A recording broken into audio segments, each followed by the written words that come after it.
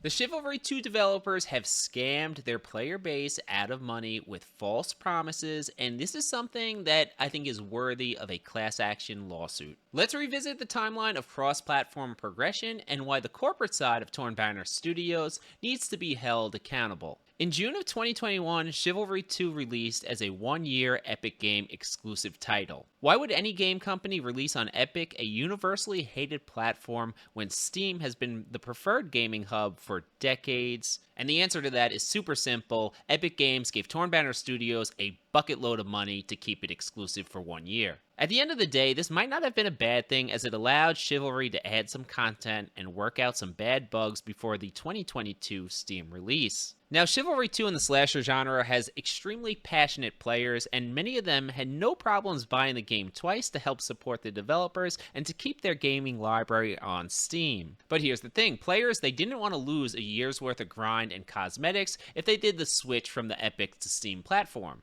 Well, this is no problem because the developers said that cross progression would be released in their next major update in the summer of 2022. We heard virtual silence on the matter from there on out, with the occasional "we're working on it," but fast forward to March of 2023, still no cross progression, and the developers, they pulled a real sneaky one here, but they changed the wording of the original post on their website. Now, they still said cross progression would be coming, but they completely removed the original timeline and became very vague. Fortunately, the detectives in my community save everything, and I have the receipts. Even in March, the developers were still tweeting about the topic, but they were no longer making promises. They had the intent of fulfilling their promise. There have been many people throughout history who have done horrible things with good intent, so that's not going to cut it here. The wording, it just reeked of setting the stage for eventually reversing course and not actually delivering on their intent. And November 6th, we got the message that I think we all knew was coming. Placed below all the hype for the new patch was the news that crossplay parties was not financially worth them working on, as the cost of adding it would impact other development. So now let me get this straight. They told people to buy the fucking game twice, and then they kept their money and said it's too expensive to deliver the fucking system that they promised. Like, in what world is something like this okay? If I pay someone to mow my lawn, and they take my money and then tell me that the gas prices are too expensive and it's not economical for them to mow my lawn anymore, they still have to mow my fucking lawn, or I'm gonna sue them. People should be pissed about this, especially if they spent their hard-earned money on buying the same game twice. And I know others will say, well, that's a poor financial decision, but everyone has different finances, so it's not really your place to judge how they spend their money.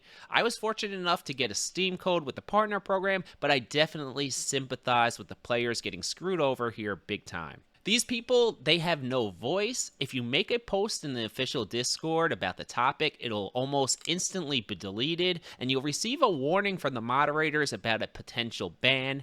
They're going with the strategy of silence anyone who even mentions cross-play progression. If you contact the Torn Banner support, they'll tell you to go to Steam to request a refund. Now, they know full well that the time period you can ask Steam for a refund has passed. And if you go there, you don't get an actual person at Steam, you just get rejected by the automated service that says it's been too long since you bought the game.